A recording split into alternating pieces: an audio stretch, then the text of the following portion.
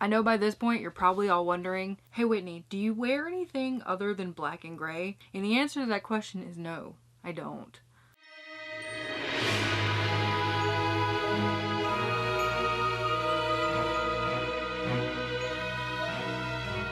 Hey guys, welcome back to my channel. If you're new here, my name is Whitney. Today I have something very different, very unexpected, and I'm ready for it. I'm ready to show you guys. But first I need to give you guys a little bit of explanation about how this even happened. So the story starts with me watching a video by Jess from Jess Reads Books. I don't remember what video it was. I think it was a vlog, a reading vlog. And she happened to mention the book A Big Ship at the Edge of the Universe by Alex White. She mentioned that it gave her Treasure Planet vibes, and I was sold at that point. So before I saw this video, I had read a book called Sleeping Giants by Sylvain Neuvel, and she had also recently talked about that and that she really liked it, and I really liked it too.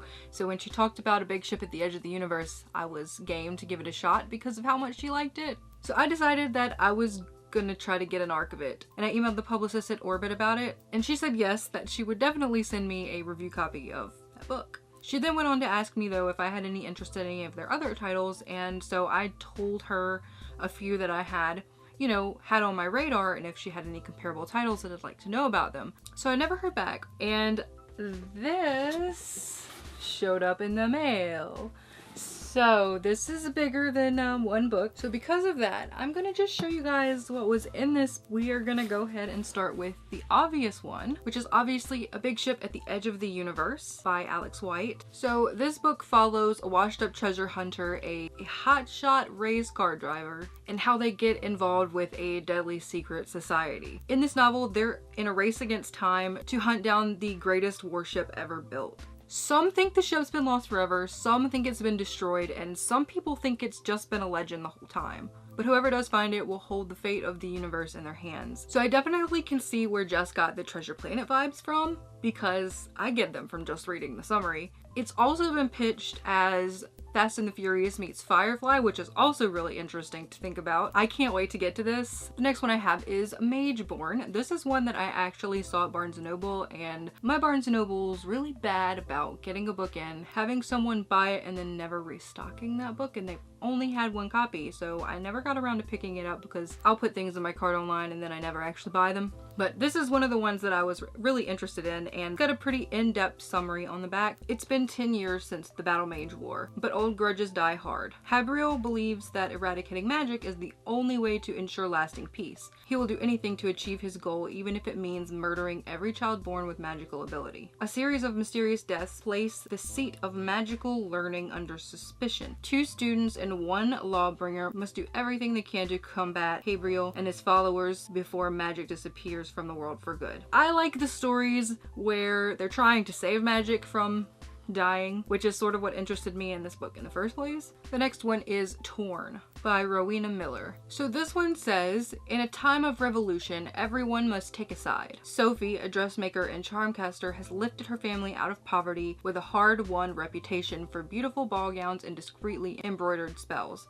A commission from the royal court could secure her future and thrust her into a dangerous new world. Revolution is brewing. As Sophie's brother Christos rises to prominence in the growing anti-monarchist movement, it's only a matter of time before their fortunes collide. When the unrest erupts into violence, she and Christos are drawn into a deadly magical plot. Sophie is torn between her family and her future. Next up is Into the Drowning Deep by Myra Grant. For those of you who don't know, Myra Grant is a pen name of Shawnee Maguire's, and I have been interested in picking up her other works from different genres. This story is about a ship that went on a voyage to the Mariana Trench to film a mockumentary, those fake documentary things, and it ended up being lost at sea, just kind of vanishing. Some people thought that its disappearance was a hoax, and some people thought it was a tragedy. A new crew has been assembled, and they are going back into the trench. For most of the people on the voyage, it is a hunt for the truth, what happened to the ship that they lost. But for one of the crew members, it's a little more personal.